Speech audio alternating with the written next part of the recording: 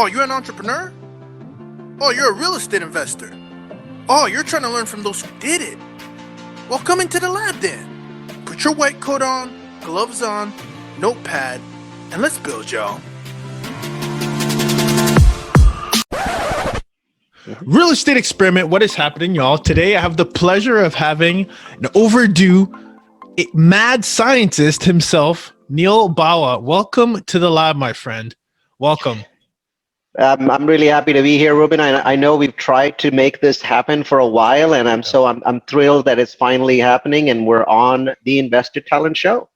Absolutely. So first of all, this is the lab, and I'm so honored to have you because if you know, this show is produced by Invested Talent, but it is the real estate experiment. And now the real estate experiment is literally just what you call yourself. And it's not often that we have two mad scientists, I would say, in the lab because, you know, real estate is about experimenting and then doubling down, and you're more than qualified than anybody. And I want to level set for a little bit because to those of us who are listening, you may or may not know Neal, but Neal is a very common name, again, very well-known name in the space, I should say. If you're listening or if you're driving to this, to put things into perspective, Neal is the CEO of Grocapitus Investments, CEO of Multifamily U. We were just talking offline. Their portfolio currently right now at this moment as we're speaking is around 350 million assets under management.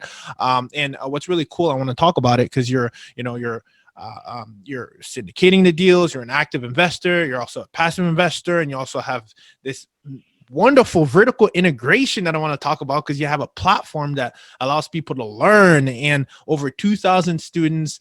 You have meetups across the nation. I mean, what I'm looking at here is the scientist that I want to be one day. So I'm honored to have you here in the lab, and that's what it is. That's what it's all about. Experiment Nation. It's about really having an impact and experimenting. And obviously, Neal, you know, not all experiments go well, but you definitely have a lot to show, and we're so thrilled to hear about the good and the bad. So welcome into the lab, and I wanted to make sure we level set and gave you the introduction that you deserve, my friend. Thank you. Yeah, so I love being called a mad scientist because it really matches with who I am. And a lot of people are like, how is it that you are managing to get $100 million plus from investors with the name like the mad scientist? Who gives money to a mad scientist? And my answer is other mad scientists, right? My investors are people that are technologists. My investors are people that are doctors. These are people that understand the value of science, the value of experimentation. And so they love the fact that I have the most diverse portfolio of anyone in syndication. I mean, I've always looked to see if there's one other person that I can find in syndication that has as many asset classes as I'm involved in. And I've never seen anybody come close. And so it's like, okay, well, you know, the mad science is clearly working because I'm able to do all of these different asset classes and simultaneously work on them and have 3 different businesses inside of my company. And it works. So yeah, you have to be a little slightly crazy to invest with me, but that so far seems to be working. Well, what I love about what you said is that, again, the type of people that you're attracting is very similar to who you're working with, and we'll get to that in a second. But most importantly is, you know, every scientist has a lab, has a logbook, and has a lot of data. And I know you're very data driven, and I want to get to that. But we'll take a step back because you did mention something I don't want to slip through the cracks. You mentioned, health technology experts. You have a very unique background. Take us back to Unitech College because I think everything ties in together. And my job is to kind of like dive in a little bit, understand who you are, because I think you're a reflection of truly a successful business like the ones that you run is truly a reflection of the real mad scientists behind it. So take us a little step back. Unitech College education, you spent 17 plus years doing that. What is that, and how did that come about, and how did you transition? Oh yeah, so I'm from India, and I came here in 1997, and things are blowing up. So I joined this technology company called Unitech Education. At that point in time, it wasn't called Unitech College then. And I started developing their technology education business and growing it. And as we're growing it, we realized that there was scope for other businesses. And I started taking this to the owner and said, hey, I'd like to grow other divisions of this business. The technology education is growing, but I want to grow the solar training business. I want to grow the healthcare training business and turn it into a college that has basically different programs. And he really loved my vision. So in 2 years after joining, 3 years after joining, I became a partner in that business. Still, the majority of the business, the big business, was at technology education. Over 10 or 12 years, kind of the other businesses sort of grew. And so that's where my streak of experimentation started, right? So the senior partner in the firm, his name was Paul. He still is my best friend 20 years later. He said, I love the fact that you want to experiment. I love the fact that you're going beyond technology into solar training and healthcare training and doing those sorts of things. And so he created this spark in me that experimentation is not bad in business. It's good, right? When you do this, you actually build more resilience and you learn from your failures. And then in 2003, I remember distinctly, it was July 1st, 2003, he said something that changed my life. He said, Neal, we're a very profitable business, but all of our landlords hate us because we're an education business and the students come in and they mess up the carpets. They bring in the rain with them. Our landlords always hate us. Wouldn't it be wonderful if we actually built our own campus, like from scratch, and owned it, right? You put money in, I put money in, we become the investors, we build a campus and we rent it back to the company. And I was like, that's a brilliant idea, Paul, go ahead and do it. And he's like, no, it's a brilliant idea, Neal, you go and do it. And I'm like, Paul, I mean, you know all this new construction stuff, right? You have a background in this. I have a computer science degree. I haven't even rehabbed my single family home. He's like, no, I'll help you and you'll figure it out. And he did help me. And he knew a lot. And under his guidance, under his supervision, I was able to help build an enormous campus. It was 27,000 square feet, over 40 rooms, massive campus, $6 million. We built it. From that day onwards. We went out and found, a shell a few days later. And it took us exactly a year to build that. And it completely changed our business, right? Completely changed our business because no one could compete with a company that had a custom built campus, the right size, every single room, the right size, every single room designed for specifically what we were doing. No one could stand against us. And so we ended up building 5 more campuses over the next 10 years. So we ended up with 6 campuses in this technology business between the year 2003 and 2013. 2013 is when we sold the business, right? And so real estate, it's in my DNA, not as a real estate professional, but as a technology professional, as a businessman, as a chief operating officer of a 400-person company. I realized that real estate gives you incredible business advantages. And at the same time, I personally, because I was invested in some of those campuses, I saw the benefit of the cash flow. I saw the benefit of depreciation. I saw the benefits because I had the big fat tech salary. I live in California. I was paying 40-50% in taxes. And all of a sudden I was paying less because of the depreciation benefits. I'm like, wow, this is great. How do I do more of this, right? And so as I was thinking about that stuff, the Great Recession struck. And everyone else is like, this is the worst time to buy real estate. And I'm a data scientist. So I'm like, no, this is the best time to buy real estate. And my family is like, you are insane. We're not going to talk to you if you buy any real estate. So I had to secretly buy real estate and not tell my family about it because everyone thinks like, I'm an idiot. And Neal, you're dropping so many good gems that I'm going to get to because I've been writing notes. That's what we do in the lab for the folks because you're just hitting so many good points. But what made you think, I guess at this point, you've gathered a lot of data over time and what is telling you that it's a good time to buy when everyone's saying no? What is that? So one of the things that happens is that real estate does really, really well when prices go down. And what we've seen is if I look at the 50-year curve, every time there's a recession, the people that buy in that recession are the big winners.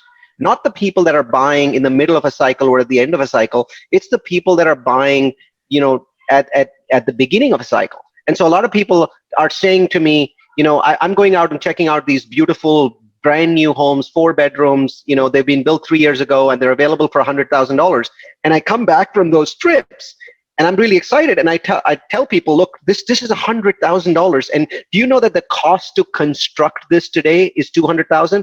And they're like, oh, you're going to lose your shirt. There's no renters. There's no, nobody's ever going to buy this thing. You're a total idiot. Please don't do it. If you do it, we're not even going to invite you to our family, events anymore because you're going to be bankrupt. And I'm like, did you hear the part about this cost $200,000 to build and I can buy it for $90,000? And nobody listened to me. And the math is so insanely compelling because you can buy something and in one single month, you can basically be cash flow positive by a very large amount of money. So here's here was the challenge, though, that there was a big challenge there, Ruben, and I want to discuss that challenge next. But that's hopefully that's the answer to your question. I mean, the mathematics were so ridiculously compelling that I had to do it, even though my family was dead against it. So that's so interesting. So I didn't even think you'd go there because you're talking about literally the cost of goods, right? Like the materials itself. COGS, right? COGS. Right, cost of goods sold. Yeah. Yeah. So I'm a chief operations officer. So guess what I'm looking at every day? I look at cost of goods sold, and I look at how that brings me to gross profit and net profit. When I'm looking at cost of goods sold for real estate, I'm realizing that, wait a minute, the cost of construction of this asset is 2x what I'm paying today. And whenever you buy something where the cost to replicate it is 2x what you're paying, as the market corrects, you cannot lose. I mean, no one in history has ever lost this way, right? And of course, if I bought in some shitty market where people are losing, that would be another thing. But in 2008, I had a buffet. I had all these amazing markets with population growth and all these, great things that are happening there. Obviously, temporarily, they're in a recession at that point in time. But I'm thinking, how could I possibly lose money? I don't understand. I would go around talking to people about this, and each person would beat the shit out of me in a different way, right? Yeah. But nobody ever answered my question. How can an asset that costs $200,000 to build be a bad deal buying brand new at 90? So eventually I realized that no one was capable of giving me a straight answer. So I went and bought 10 of them, right? Now, 10 of them, not one, not two, but 10 of them. And I had a challenge, and we can talk about that challenge next. So yeah, I want to talk about the challenge that you faced, because I think it's going to level set and help us get to that next level of scalability. But you said something key. You said when the market adjusts. So I think do you think people are thinking just short term and thinking, hey, right now you're going to lose money? And are you maybe thinking differently? Are you thinking long term, or does it even make sense up front? So let's talk about that for a second. Are we talking about single family, just so we can Yes. Okay, so we're talking about single family, which I think is really good because it helps us then get to the level of scale that you have. So we're talking about single family, and at the time that you're buying this during a recession, you're looking at the data, you're looking at construction costs, you're looking at the COGS, you're putting on your multiple hats that you've had over time, which I think is fascinating. And Neal, the question I have for you, if I'm in your in your ecosystem and in your inner circle, I say, hey, Neal, but are you going to make money next month when you buy these? And what that's would be the key question, right? Yeah. That was the key question. So everybody kept saying, but you're going to die before you get the money because there's nobody to rent these units. Okay. So here was my challenge. My challenge was I knew I was going to win, but I had to find a way to find 10 renters in the middle of the worst real estate recession of all time, right? So I knew there was just a single challenge between me and a very large amount of money. Right. By the way, I still own all 13 of them, and rents have doubled. Right. So obviously you can imagine how much money I'm making on these. So I go to Madeira, right, and I talk with the builders there. It's clear to me that nobody can ever build for anywhere close to what I'm buying it for. And so I go to a property manager, and the property manager says, okay, here's the problem. Right. It's the middle of the recession. Madeira usually does well in a recession. It's not doing well this time. Madeira is about 144 miles from the Bay Area. Right. So I'm driving there. And they're like, all the jobs are in Fresno. It's like, how far is Fresno? Well, Fresno is another 21 miles, right? That's where all the jobs are. Nobody wants to come live here. So I'm like, okay, so what you're telling me is, if I was able to buy 10 of these brand new, gorgeous, units and convince 10 people that are currently looking in Fresno to come and live here, then I could make a huge amount of money. And they're like, yes, you'd be like super rich if you did that. And I'm like, okay, I have an idea. So on this, I get back into my car and I drive another 21 miles south to Fresno, and I go to a broker's, place, and I say, okay, I have a plan. It's a completely insane plan, completely insane, but please listen to me, okay? I want you to go to a bank and put 10 properties in Madeira in contract, okay? But don't buy them. Just put them in contract, okay? And I want you to go and tell the bank that we're going to be showing these properties to potential tenants before I purchase them. And I need some access. And normally a bank would be like, what the fuck are you talking about, right? Go away, right? But it was 2009. Banks loved people like me, right? Because banks had 1,000 properties on a single part of Madeira. There were 5,000 empty brand new properties in Madeira. So the bank is like, this guy is crazy, but is he willing to put down a deposit? Yes, here's $30,000 deposit for these 10 properties. I need to be able to show these properties to people. They're like, okay, all right. So I go back to the Fresno broker and I say, I want to buy one property in Fresno. Okay. And it needs to be an older property, cash flowing. I want it to be really cheap, but it needs to be a property that rents very quickly. Like in one day, I should be able to rent it. I don't care about how much money it makes. He's like, okay, here on Summerfield Drive, there's this property. It's 4-bedroom. It's built in 1994. I can tell you'd rent it in a day. Okay. So we go buy that property. 10 days later, I own that property. 11 days later, that property is rented. So I'm not losing money on that property anymore. And then I do something that some of you are going to consider shady. Please don't flame me on the web. Just imagine how powerful this is for what you could do with it. So I call up a guy, a Russian hacker that has worked with me before in kind of mining real estate data. It's a Ukrainian hacker. And I say, okay, I need you to figure out 30 places on the web that you can list individual homes for rent, because I need to generate an absolute mountain of leads. And he's like, why? I mean, how many properties are you looking at? I said, no, it's not the number of properties. I have 10 of them, but I need as many leads as you would need to rent 100 properties. And he's like, okay, I don't understand what this is, but hey, you're paying me good money. He comes back to me the next day with a list of like 30 different websites where you can, list properties. And then I say, I want you to go hack all of these sites. And he's like, why hack him? Because I can't have one listing. I won't get enough leads. I want to have like 10 or 20 listings. So the guy goes and hacks the sites. And one of them, he realizes that if you change the address by one digit, you can get another listing. On another one, he realizes if you put a semicolon in, then you can get another listing. So he basically ends up with 30 sites with 10 listings each. He doesn't do any of the work. He assigns it to one of his other Ukrainians that I'm paying $6 an hour for. This guy was more like $20 an hour. So in other words, you're getting exposure, right? Yeah, exactly. That was the game. So what I'm doing is getting a mass that property that I have in Fresno, I'm listing it. It's not even available, but I'm listing it with 30 different engines, and each engine has 10 listings. So there's 300 listings. So imagine everyone is only seeing my property. Everyone in Fresno that wants to rent anything is just seeing this one damn property no matter where they go. It's following them around the web, right? Yeah. So as a result, I'm getting a shitload of leads, tenant leads, right? So now I go out and hire this lady in the Ukraine. Her name's Nicole, right? So I say, Nicole, you're going to process all of these leads. And when people are going to call, you're going to say, I'm sorry, that property is already rented, but I have 10 gorgeous properties in Madera. And because you already have their email address, you're going to say, I'm going to send you in a minute pictures of these 10 gorgeous properties. And people on the phone are going to say, no, that's in Madera. I'm looking in Fresno. I want a property in Fresno. But we have a special, sir. And that special is that if you jump in your car and drive to Madera, 21 miles away, just 21 minutes away, no traffic, right? Drive there. We will give you $50 in a gas or Amazon card if you just go through 3 of those homes. 3. We have 10. Just pick 3, right? Go through them and we'll give you $50. Okay? Now, we processed maybe 4,000 leads this way. And we managed to convince roughly 100 people. Everybody else thought that we were some Nigerian hackers or, idiots or cussed at us and hung up the phone. But this was an experiment, right? And we didn't have to get everybody to win. We had 4,000 leads and we only had to get about 100 people to go to Madera, right? And 2 weeks later, all 10 of the properties were rented at rents of about $1,000 each. So we had $13,000 in income from properties we didn't own. Wow.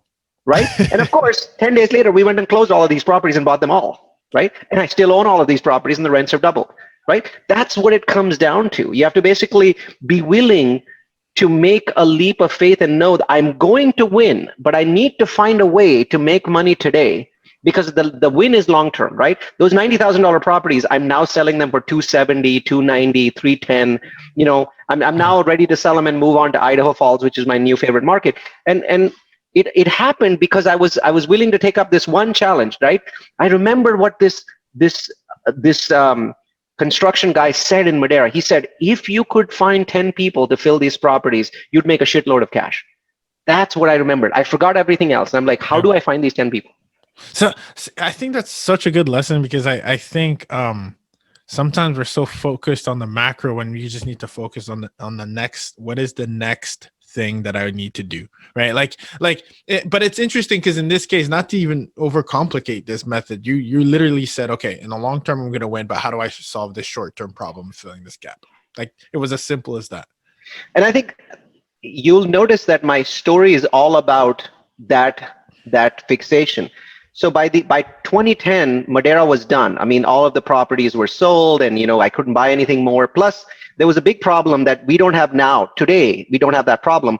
But you could only buy 10 and get 10 construction loans, or not construction loan, but 10 loans on 10 properties. So back then in 2010, I believed, okay, I'm done. I can't buy any more single family homes because I can't get any more loans. Today, we know something called a portfolio loan that allows you to wrap these around and make them one loan. Trust me, in 2010, the market was bad. Nobody was offering portfolio loans on anything, right? So I thought, I'm done in real estate. And so now my next obsession becomes, how do I get beyond this problem? I have 10 homes, but my big fat tech salary is $350,000. Even 10 homes can't replace it, right? And back then my cash flow was 6,000. Today it might be 15, 16,000, but back then it was 6,000. So I hadn't replaced my salary. So it became an obsession. What's the next thing that I do? And that was per property. You said 6,000. No. About each property was about 6,000-7,000 per year. So I was making like 70 grand a year, something like that. Yeah. And right now I think it's like 160, 170. So I was like, how do I get to that point where I replace my entire income with real estate? Yeah. And so the first thing that came to my mind is, well, maybe I want to be a full-time real estate person.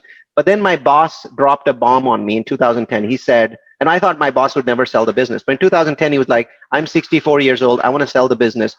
I want you to ramp the business up over the next 3 years, improve profit. We're going to sell in 2013. So I was like, I can't leave now.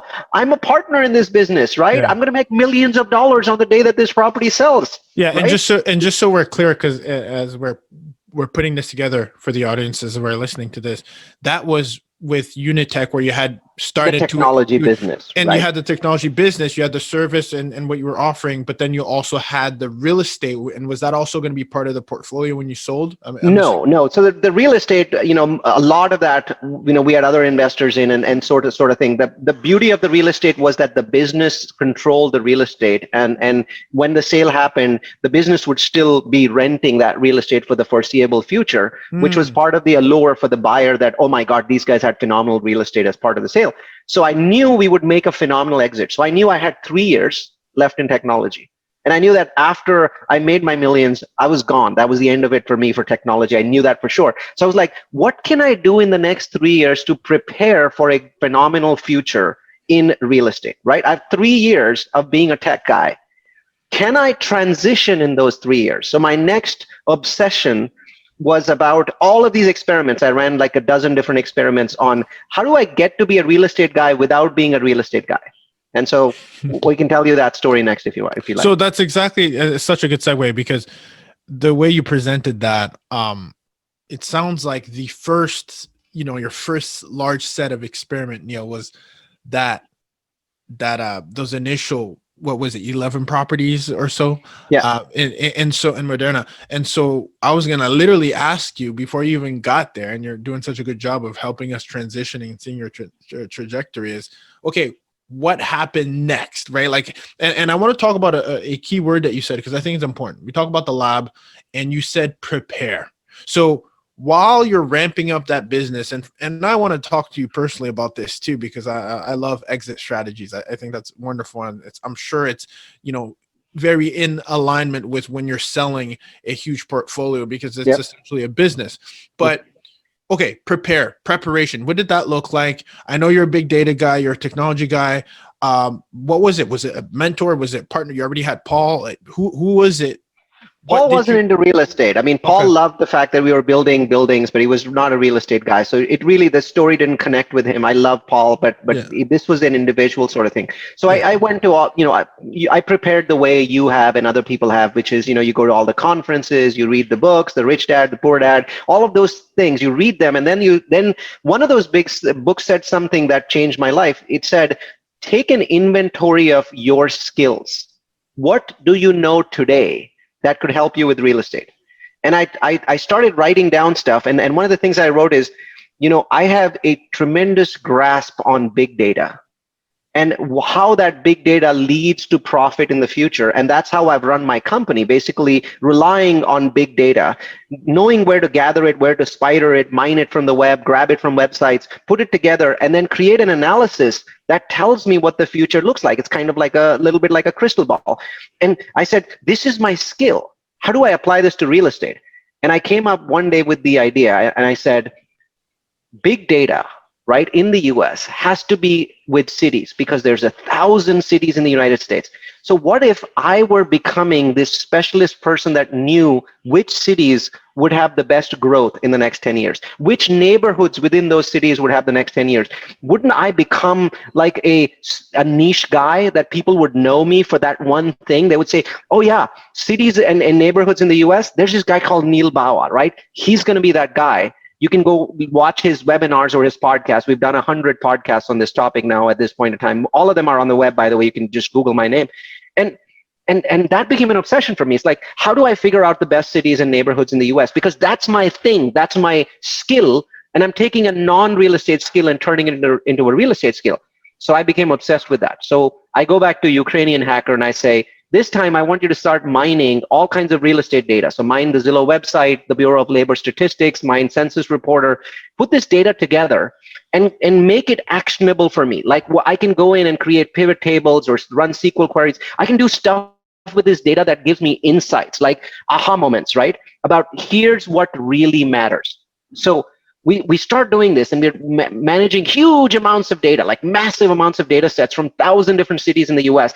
And for a while, nothing makes sense, right? But then— What do you mean by that when you say nothing makes sense? Are you saying because what I was looking for, I mean, Ruben, what I was looking for is something that predicts the future, right? So I was looking for something where I could say, if A happens in a city, then B is also likely to happen, which will lead to C being lots of money. C being lots of money as a real estate investor. I wanted to say, if this happens, if crime level drops below a certain threshold, this city will see an increase in real estate prices by 20%. So you're looking for true tested indicators that would allow you to like almost like a proof of concept formula that would allow you to go in multiple markets. More than proof of concept. I was looking for back testing. I was looking to say, if I have a hypothesis, and this hypothesis for the mad scientist is simply this, that if a city grows by more than 1.25% in population every year, then that city's home prices grow faster than any city that's below that threshold. Right. And I had 1,000 cities in the US to test my hypotheses on, and I had back testing data, because one of the most awesome things about real estate is all the data is public. You can go see Zillow prices for every single city in the United States for the last 10 years, right? Yeah. So when I come up with a hypothesis, I could tell if the hypothesis was bullshit by simply applying it to 1,000 cities. And if 95% of the time that hypothesis was correct, then I would say this hypothesis is valid. Now I'm going to add another one to it. By doing that, in a year, I came up with 5 hypotheses. One connected to population, one connected to crime, one connected to home prices, one connected to income, right? People's income, and what was the 5th one? So I'm forgetting one. So jobs. So these 5 hypotheses. And you couldn't say stupid stuff like, well, when jobs go up, home prices go up. That's not a hypothesis. That's just nonsense. You have to be able to say stuff like, when jobs go up more than 2.1%, the market just wildly accelerates and outperforms every other market like it. So I came up with specific thresholds beyond which markets went wild. They went wild, and they double or triple performed other markets. And obviously, this doesn't work 100% of the time, because there's other factors going on that I don't even know about in that market, like zoning or availability of land. I didn't know any of those things, right? But what I found was more than 95% of the time, these 5 things meant that I could walk into a city, make every freaking mistake that you can think of, and still walk away looking like a god, because all ships were going to rise, and I knew that in advance. Does that make sense? Absolutely. All ships were going to rise. Like, I have a property in Dalton, Georgia. No one's heard of Dalton, Georgia. 33,000 people, carpet capital of the world. Okay? Dalton, Georgia. It's 40 miles from Chattanooga. I go and buy a property there, and my investors are like, really, Neal, are you sure you want to buy this 151 unit property? It's like, trust me, I know what is going to happen. This market has had no supply. It's locked by mountains. There is no way to build anything more here. And its demographics are stellar, absolutely stellar. Every one of my 5 metrics, it's at the very top. We are exiting that property with a 55% annualized return to investors. Nobody's heard of Dalton, Georgia. Has anybody heard of St. George, Utah?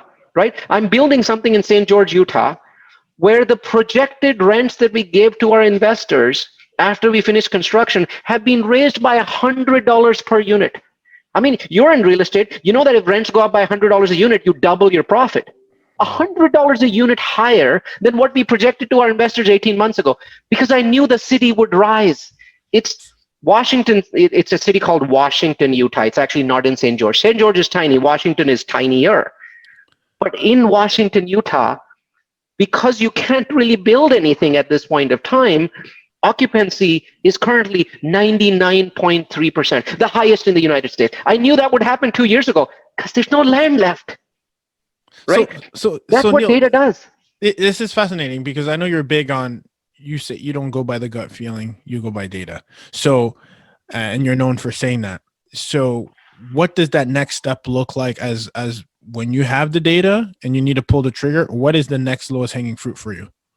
So I'm gonna go back a little bit and answer your question, right? So now it's 2010. I have found this black box, and it's like beginning to work. Like it's like, oh wow, this is cool. I mean, I predict something and it happens. And for a while, I didn't do anything with it because I was busy. That was a time when my company was doing really well. So I let it sit there for a number of years, and then I started coming back to it 2012, 2013, and I said, you know what? How about I do something disruptive? I can't really do anything with real estate. I have no credibility in real estate. I have credibility in tech, right? What if I gave this away? What if this is a black box that I have? What if I made it simpler so that anyone could use it in 30 minutes, learn how to use it, and go and find these superstar cities like Dalton, Georgia, or Washington, Utah that nobody knows about, Idaho Falls, right? What if I did that and gave it away for free? And people who know me are like, are you freaking insane? You want to give this away for free? It took you 3 years to figure this out. And I said, yes, but it would make me famous in a niche. I would be a micro celebrity in this data-driven niche. And they're like, we don't think there are enough investors, looking at this niche. And I'm like, no, I think you're wrong. I think that the US is becoming a geeky place. There's all these guys in Silicon Valley that are geeks and dorks and nerds, and they're like me, and they're going to love this stuff. And they're like, okay, so where are you going to put it? First, I came up with a terrible idea. I built a website and put it on there, and there were like 50 people using it, and they all absolutely adored it. Like the thank you list was huge. And I was like, but this is not helping. This is not going to build me a massive investor list. So guess what I did? I gave it away for free on the biggest e-learning website in the world called udemy.com, right? So udemy.com/realfocus. That's udemy.com/realfocus. And it went completely ballistic. If you go to that URL today, you're going to see 1,000 5-star reviews. You're going to see almost 10,000 people taking the course today. That's crazy. Right? And you can see it's the most popular real estate course on the entire Udemy website. They have 400 real estate courses. Did you build a list for that? Consistently stays number one, right? Yeah. And it's a video course. It's very step-by-step. It basically says, okay, if you use these 5 metrics in this fashion, and here's an Excel spreadsheet, and here's where to get the data, right? These are all the different websites. Go there, click on this link, grab the data, put it into the Excel spreadsheet, see what the spreadsheet says, look at the metrics, and take 10 of your favorite cities and plug it in, and you're going to be shocked how bad some of these cities are, and you're going to love how good some of the unknown cities are that you never thought would be at the top of this list. You can make a lot more money. And by the way, I sell nothing, right? The last part was the part that people found exciting. He sells nothing. You don't have a product. You don't have like a pro version of this. There's no subscription. I just get this and use it forever. Yes, right? And that created a true fan following for me. So by the time I actually got into real estate and started taking my own data and started implementing and buying properties, I had this enormous fan following, right? I mean, if you Google my name, there's 100 podcasts. People were inviting me to conferences, and I'm like, I haven't done any apartment complexes. Yeah, but we love your data. Come talk at our conference, right? So before I know it, I'm on the conference circuit. I'm talking, on a dozen stages and 100 podcasts. And it kind of sort of allowed me to grow my investor database to where I have one of the largest investor databases in the US. Currently, we have 500 investors invested, and we have about 5,000 that have come in, registered. They're all accredited. We only work with accredited investors. And so we just did, since the pandemic, we've raised $27 million for projects. And most of them are new construction projects, no cash flow, $0 in cash flow, right? Because right now I'm only doing new construction. I'm waiting for value add to adjust because of the pandemic. And so I'm not messing with it at all. But there's so many investors, and what they like is I'm doing projects in Idaho Falls, and they're like, what the heck is Idaho Falls? They come to a webinar, I show them where it is on my metrics. They're like, I want that. Well, first of all, I can't even tell you how fascinating it is, because what you're talking about, first you started with what do I know? What am I good at, right? To implement, which yours was big data. And I see some similarities, and I'm, steps way behind you, but I see some similarities in being able to serve, right? So when I started, I got my license and I had no experience. But I started working with investors, and so I could learn and serve them in some way. And then at the same time, even the podcast like we're doing right now is like having people and serving, and then being invited without even having done any apartments, but you're known as that guy. And I think that's so important, because I think you can add value, you can create omnipresence so people know who you are, so that when you are ready, when you are implementing, when you are launching, you have all these people within your network, which then when data meets the network and the people and the right people in your circle, then you're able to do these really big experiments, which you've done today. But I want to get there, because before we reach our cutoff time, you mentioned before we open the show that you have one of the most diverse portfolios, right? Mm-hmm. And I want to talk about that, because I know you even talk about student housing as one, and I don't know if that's related back to Unitech or if that's something that actually started doubling. Oh no, we have a student housing portfolio, absolutely. Okay, this is very interesting, because I don't think I've ever heard that before. I've definitely seen your living you talked about. What are, out of all those, which one is like one that people are just looking over or overlooking and they have no idea, and which one is your favorite? Oh, easily. But my favorite is not multifamily, even though 2/3 of my portfolio is multifamily. Multifamily is awesome. Everybody knows it. It's done really well after the pandemic. All kinds of good things that I can say about multifamily, but it's not my favorite. My favorite is one that people are ignoring, right? 10 years from now, people will say, this was an amazing asset class that Neal Bawa knew about in 2018 or 2019. I've been talking about it for a while. It's industrial, and specifically a kind of industrial known as flex. Okay, so flex industrial means that you have the zoning availability of building it all as just industrial space, right? Which is like logistics. You can do manufacturing in there. You can drive trucks in, and you can store stuff there. But because it's flex zoning, you can build up to 50% of it as office.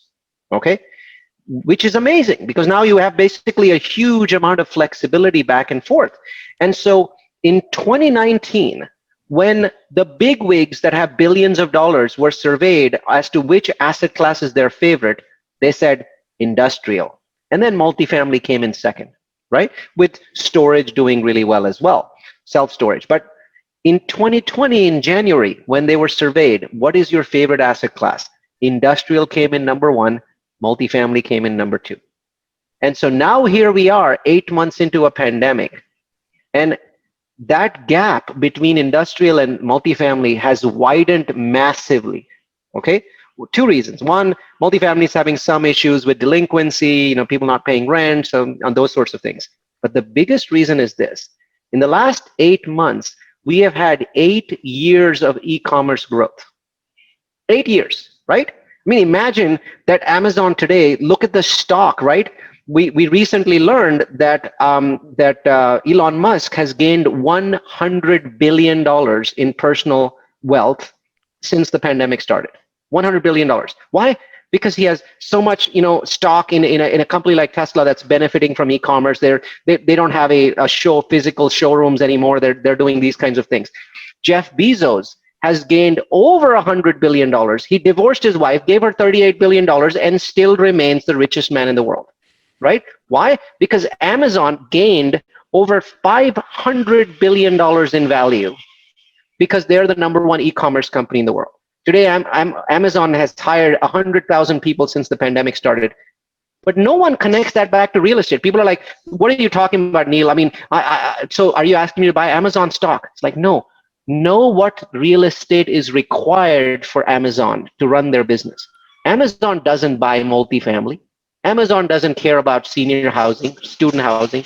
All Amazon cares about is very, very large warehouses with trucks and ramps and all those kinds of things that they can develop. And then the second thing that happened with the pandemic is data center growth went up, right? So we got about 8 to 10 years of data center growth in 1 year. Why? Just think about Zoom. Everyone in the world is using Zoom today. Nobody knew about Zoom in Jan, right? Imagine how much data center capacity Zoom has created just for itself. Everyone's working from home. Internet bandwidth usage is through the roof. All of that stuff happens, and nobody really thinks about the fact that every data center on the planet is an industrial building. Yeah. Nobody thinks that. It's right in front of you. Just think about how does this affect real estate, right? We started doing a new construction project during the pandemic. It was a hard sell because investors don't really understand how powerful, industrial is. But we got it done. We got the raise done. We started building. We have sold the entire project before we built it at prices significantly higher than we projected 5 years from now. It's unbelievable. Sold all of it. Everything's sold, right? We just have to finish building and hand over the keys, and then walk away looking like gods. Oh my gosh. This is such a gem. I didn't, and the reason I say that is I didn't know where you were going with it. And you connected the dots so well because I've been in the e-commerce business and I am in it. And bringing it to light, I think to anybody who's listening, I think it's so important for you to understand how, again, this ties back to the root, the data. The man himself, the mad scientist that you have in front of us, is looking at data that's in front of us. We all know that we're all ordering from Amazon every single day. Where is that stuff being stored? Fulfillment by Amazon, you name it, data store, which, a lot of it sometimes is even underground in the oceans. That's another topic. The data is really there. You have to read enough of it to see the patterns, right? So one of the things that I do is I spend an hour every day reading reports. And you might say, are you buying these reports? No, I'm not even paying a buck for them, right? I pay for lots of data software. I do. I pay a ton of money. But most of my insights actually come from the free reports that come from 3 or 4 dozen big companies, Marcus and Millichap, CBRE, those kinds of companies. And just like there's Marcus and Millichap and CBRE, there's companies in the industrial space. There's companies in the self-storage space. There's companies in the student housing and senior housing space, right? These are experts. They know what they're doing, right? And so these guys are writing reports and emailing them these reports out every single month. And guess what I'm doing? I have an army of virtual assistants, right? 18 full-time employees. One of them, their job is to basically go out and register with every one of these source.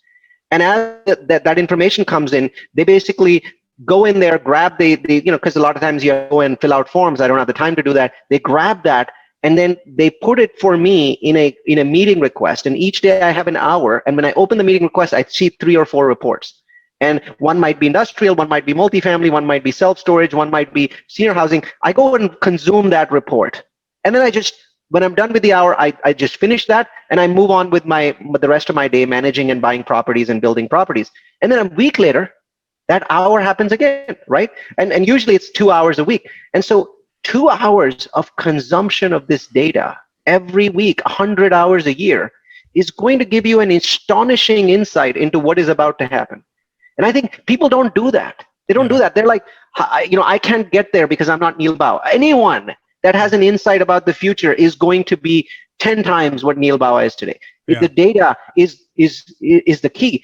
And 25 years ago, 30 years ago, people used to pay $30,000, $40,000 a year for the subscriptions that you're getting free in newsletters today.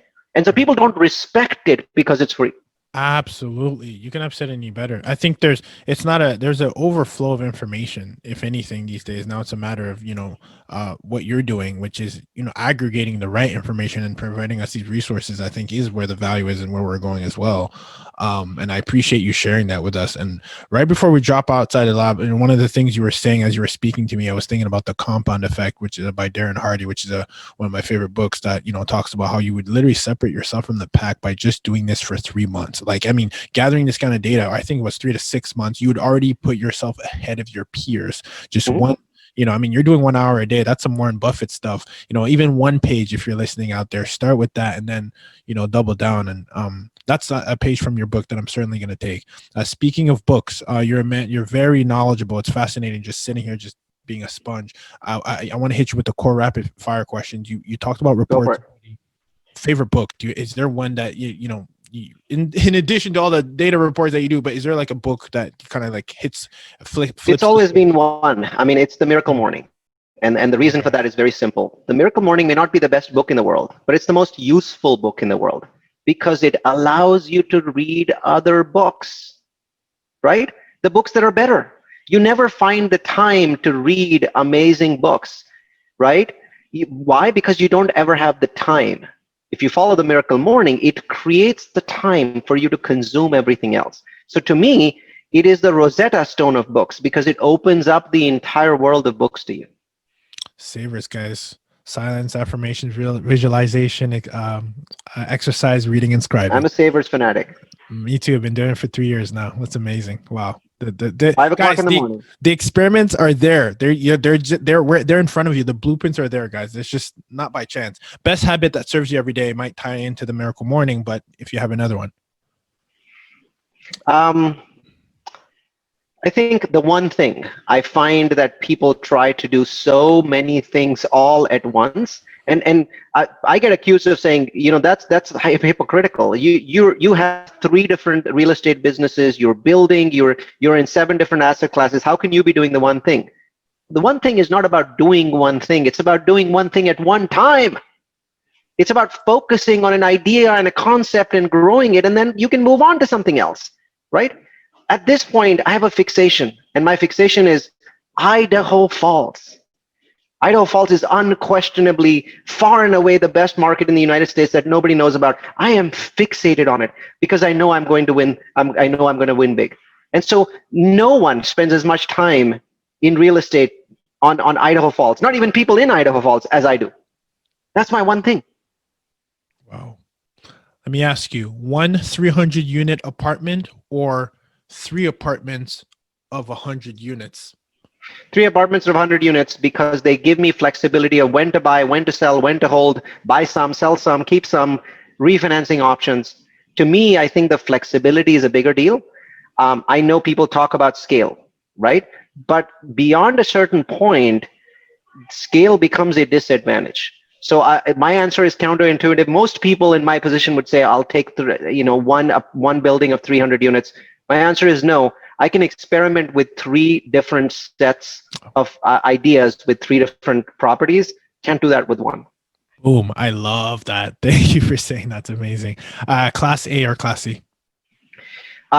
B, actually. So the short answer is I think Class B is where it's at today. Class C is problematic. Class C is also prevents scale, right? So obviously you're working hard, you're making money for your investors, but beyond a certain point, you need to move up to B. I love A's, but I build them. I don't buy any A's. I build lots of them. So currently have $225 million of either A plus, A or A minus property in new construction.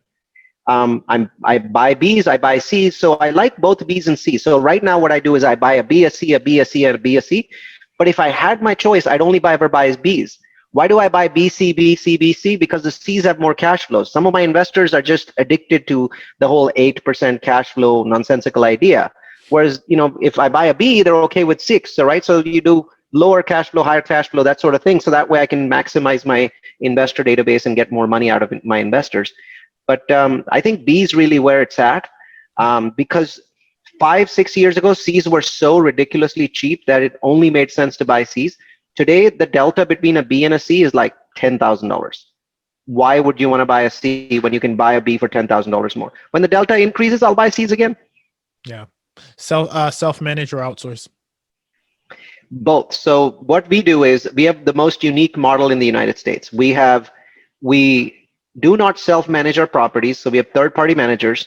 And then I have a 4-person full-time team called the Efficiency Center. So 1 person in the US, 3 people in the Philippines. These 4 people are an overlay. They sit on top of the property manager. They generate tens of thousands of tenant leads. They call tenants. They text tenants. They get them to the property. They make delinquency phone calls. They make reputation management phone calls. It is an efficiency overlay on top of a third-party manager, which harasses the property manager to drive towards the best results. That's my belief. So the answer is, I don't do either one of those 2 things. Oh, I love it. Last but not least, I got to ask you this, what's the newest piece of technology or software that you feel is giving you an edge, in addition to all that we talked? It's not new, but it's been ultra powerful for a long time, and I don't see why people don't get to it. Any company in real estate, especially in the syndication business, in the multifamily business, half of your employees should be Filipino. If they're not, then you're missing something big. So I have an organization with 10 people in the US and in Australia, and then I have 18 full-time virtual assistants. They all work 40-hour weeks. They all work now, 9 a.m. to 5 p.m. Pacific, or whatever time zone their property's in. And they do 100 million different tasks. I teach classes on that, by the way, and there are classes on multifamilyu.com on how to leverage virtual assistants, how to find them, how to train them, how to how to create systems and processes. It's all in the class, right? And it's completely free. You can go take the class on multifamilyu.com. I have a bunch of classes like this. Every time I come up with a concept, I immediately give it away for free.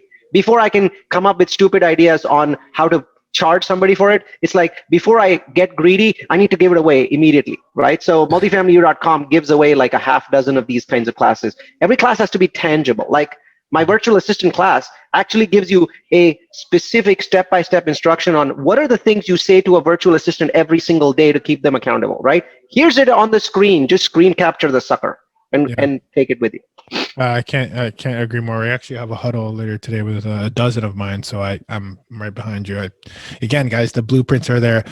Neal, I can't thank you enough for joining me in my lab, at dropping gem after gem. I have to say, you've seen the type of individuals I've had in here, and yep. You gave some really deep gems or things that I've heard for the very first time, and that's not easy to do with the kind of podcast that we're generating. So seriously, I mean, I tip my hat towards you. You're extremely impressive and inspirational and resourceful. And so we want to thank you for taking the time to come in with your lab coat as well. Join me here.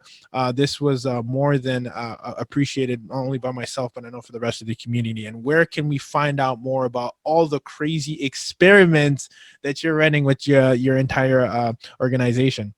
Sure. So my most famous experiment is how I use tomatoes to generate $1 million a year. So I grow tomatoes, and that one can be found on Facebook at the Magic of Multifamily group. So you can join the Magic of Multifamily group, and that's that video gets posted again and again about how I find investors by growing tomatoes.